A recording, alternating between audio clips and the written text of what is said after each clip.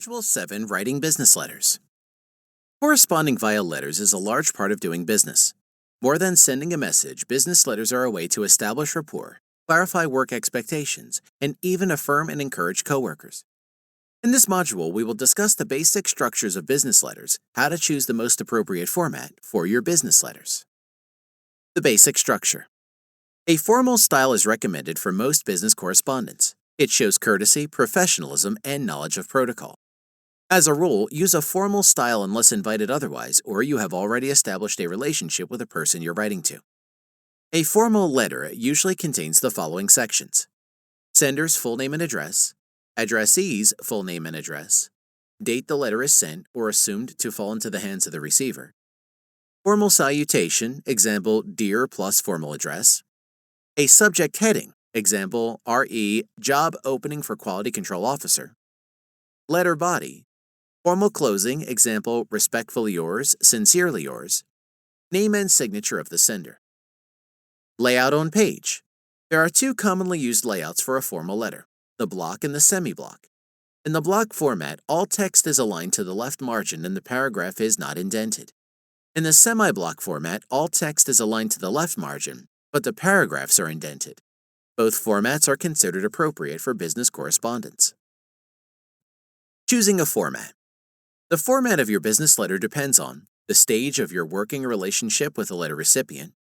For clients that you have just met or have yet to establish a relationship with, a formal format is always advisable. The seniority of the recipient. When writing to a senior member of the company or any individual with a high rank, go for a more formal format. Your letter's privacy.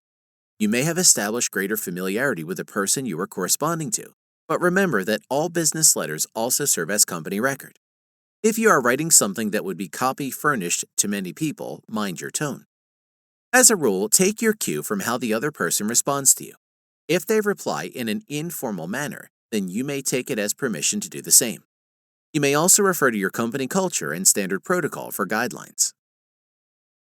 Writing the letter. Tips on how to write a business letter. Keep your purpose in mind when writing a business letter. There are many types of business letters, example, letter of inquiry, letter of application, letter of announcement, letter of congratulations, and each type has suggested content and formats. Write with a positive tone. Even if the subject of your letter is unpleasant, it is important to remain courteous and tactful. Building and sustaining goodwill is imperative in all business. Follow standard spelling and grammar rules even if your letter is informal. At the end of the day, you're still writing for business and you should never leave your professional person behind. Personalize your business letter. While there is a generic template for almost every situation, it still speaks well of you if you can make your letters targeted to your recipient.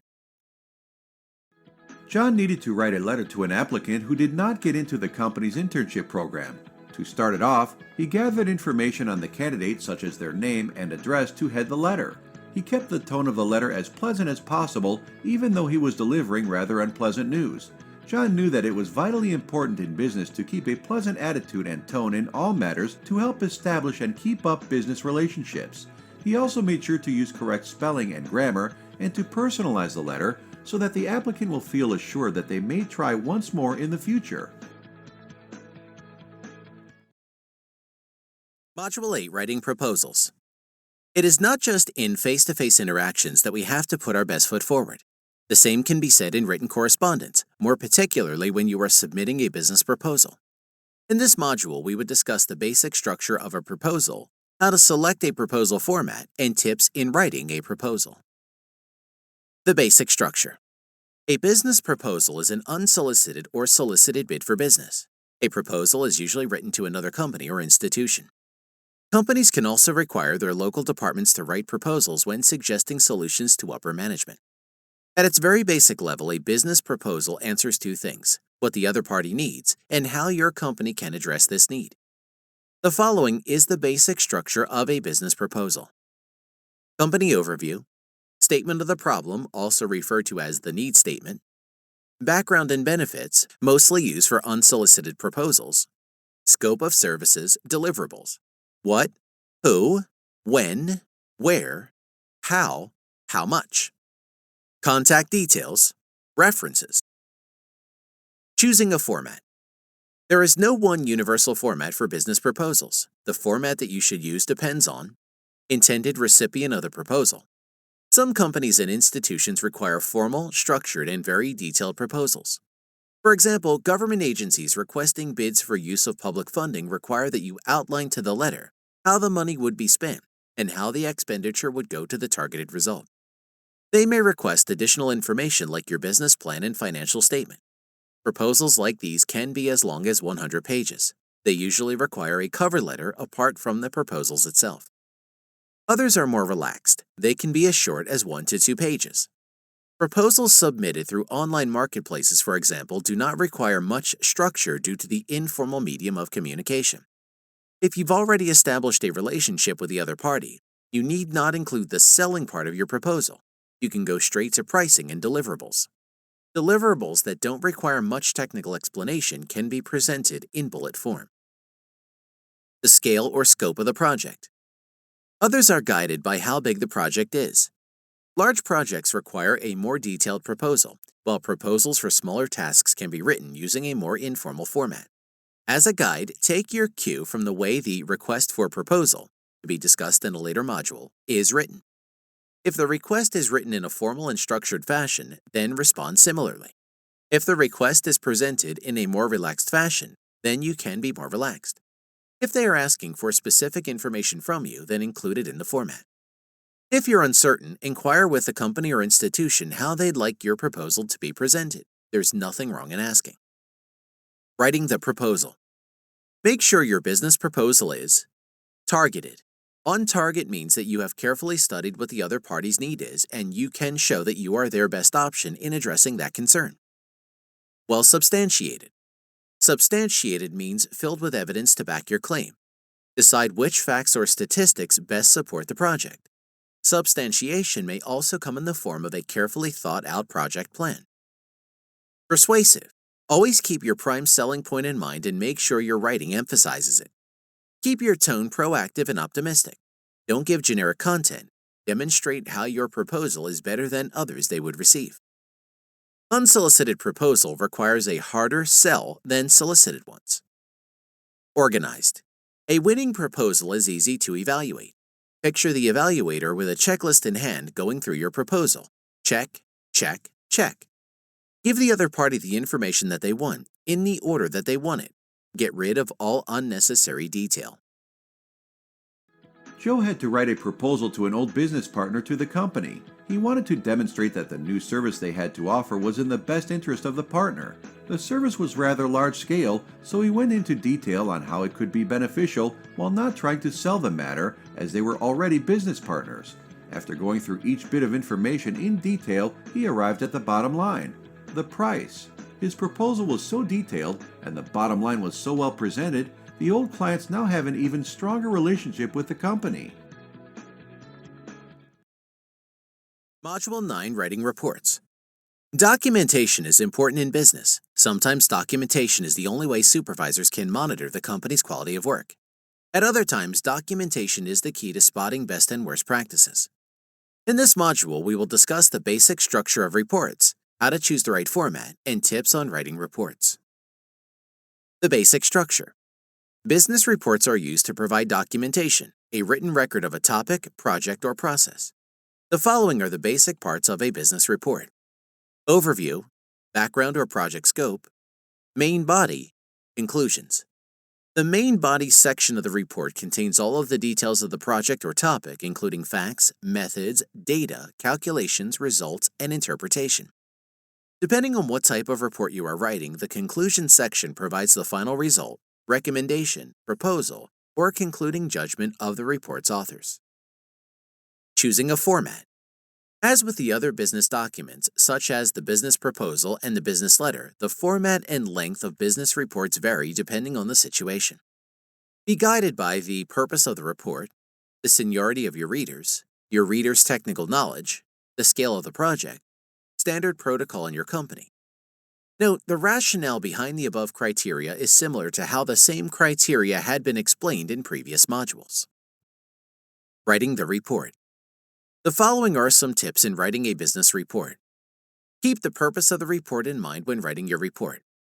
Ask the person who requested the report what they are expecting to see in the report and how they plan to use your documentation. This information can guide you in discerning what data to include in the report. Stick to objective data, unless there is a section for personal opinions. Reports are meant to be fact-based and impartial. It is not written so that you can present the company's performance in the best possible light.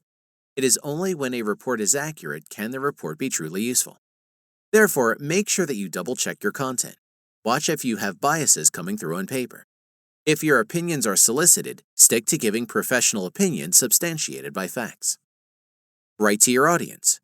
Know who you are writing to and determine how best to address this audience. Define the tone, attitude, and emphasis that are geared towards your readers.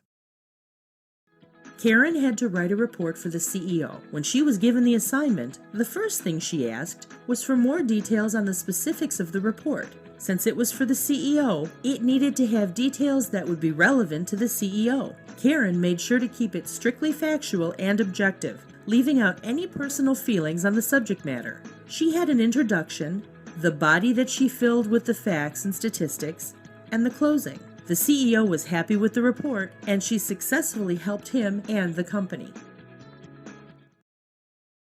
Module 10. Other types of documents. There are many types of documents used in business aside from agenda, business reports, and proposals. In this module, we will discuss an overview of 4 other types: the request for proposals, projections, executive summaries, and business cases. Request for proposals. A request for proposals, RFP, is an invitation for vendors and/or service providers to submit a qualified pitch to address a company's need. At the very least, RFPs inform the public that you are on the lookout for potential partners in an endeavor. At best, a well-written RFP helps you source out vendors and service providers who fit well with your needs and objectives. There is no one-rate format for the RFP. Some can be informal and as short as 1 to 2 pages. Bigger projects, especially those that involve funding from government or private interest groups, have RFPs as long as a graduate thesis. Effective RFPs should at least explain what the project is, what exactly do you require as output, your deliverables, how proposals would be reviewed, your contact information.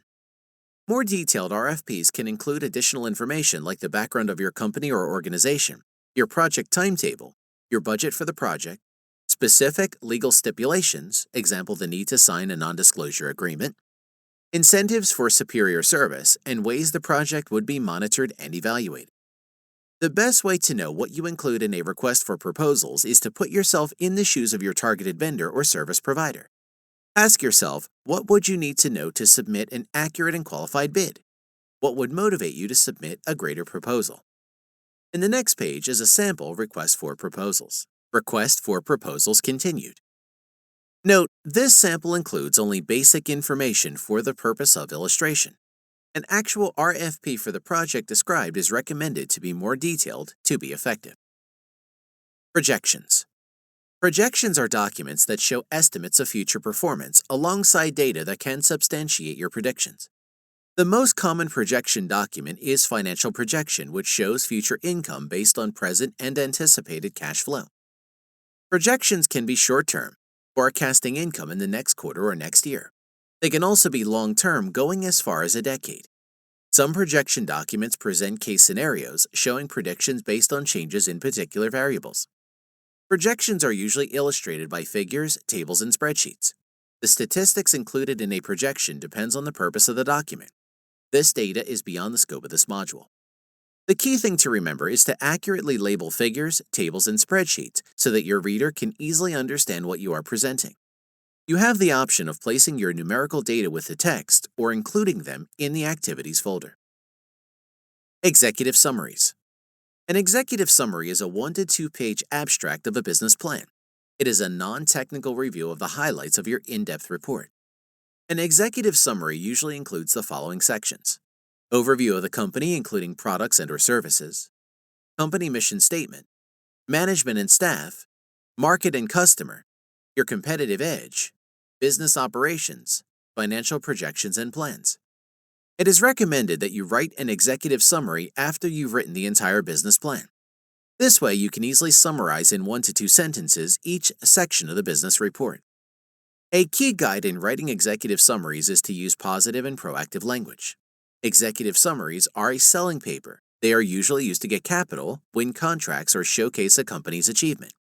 This is why most executive summaries end with a pitch for the business at the end. Executive summaries continued. Below is an example of an executive summary. Business cases. A business case is documentation about a specific process, project, or situation. It is like a business plan, except the focus is on a particular case rather than the entire business. A business case is usually written to justify a program, solicit extra funding, or simply create a record of how a project was done, or how the project is proposed to be done. Business cases can be comprehensive and formal, as well as informal and brief, depending on the purpose of a document. A business case can include the following sections: background of the problem or opportunity, problems encountered, options considered and cost-benefit analysis, solutions selected and implementation strategy, expected cost of the project.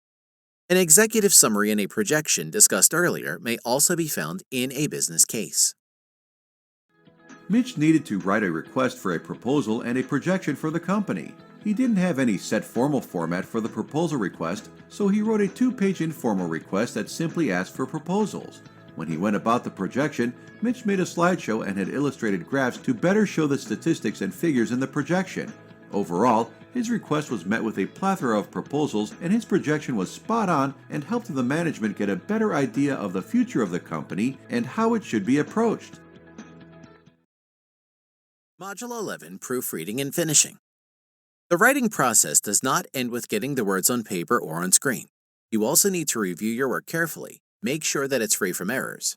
In this module, we will give you an overview of the process of proofreading, peer review, and preparing a manuscript for printing and publishing. A proofreading primer. Proofreading is the systematic check for spelling, punctuation, grammar, and typographical errors. It is different from editing, which is the check for the accuracy, consistency, clarity, and organization of written text. Deliberate time and effort must be given to proofreading.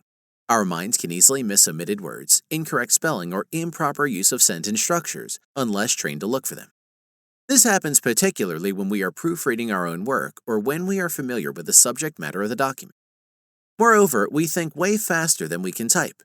The gap between our thinking process and our typing makes it likely that we'd miss certain words out. Spell check and grammar check functions in word processing software are good ways to start the proofreading process.